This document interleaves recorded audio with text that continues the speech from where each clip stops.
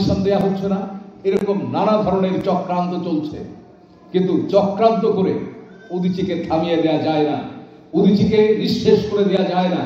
তার প্রমাণ ৯৯ সালে উদীচীর সম্মেলনে বোমা বিস্ফোরণ করে আমাদেরকে হত্যা করেছে, আমাদের শিল্পী কর্মীদের ১০ জন শিল্পী কর্মীকে যশোরে হত্যা করেছে। সেখানে প্রায় ২ শতাধিক শিল্পী কর্মী আহত হয়েছে। এখনো পর্যন্ত তারা পঙ্গুত্বের সাথে জীবনকে টেনে নিয়ে যাচ্ছে, অথচ উদীচী কিন্তু থেমে যায়নি। সেই হত্যাকাণ্ড ঘটানোর পরদিন সেই মঞ্চে দাঁড়িয়ে উদীচীর শিল্পী কর্মীরা গান করেছে। আপনারা জানেন আমাদের এই অঞ্চলের মধ্যে যশোর হচ্ছে ফুল ব্যবসায়ের জন্য অন্যতম একটি ক্ষেত্র। সেখানে প্রচুর ফুল ব্যবসায়ীরা আছেন।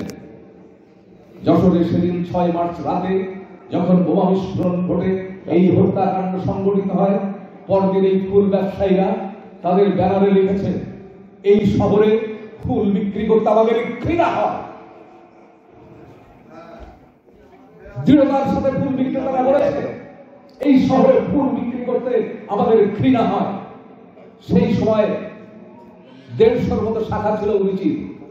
আজকে উদীচী প্রায় ৩৭৬টি শাখা দিয়ে সারা দেশে এবং দেশের সীমানা পেরিয়ে বিদেশের মাটিতেও উদীচীর পতাকা পথ করে উঠছে।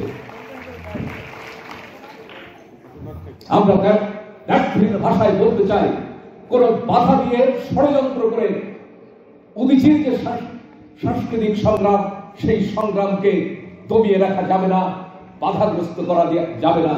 আমরা মানুষের কল্যাণে, মানুষের কাছে সত্যেন সেনের সেই বিখ্যাত বাণী, মানুষের কাছে পেয়েছি যে বাড়ি তাই দিয়ে রচি গান, মানুষের লাগি ফেলে দিয়ে যাব মানুষের দেয়া প্রাণ।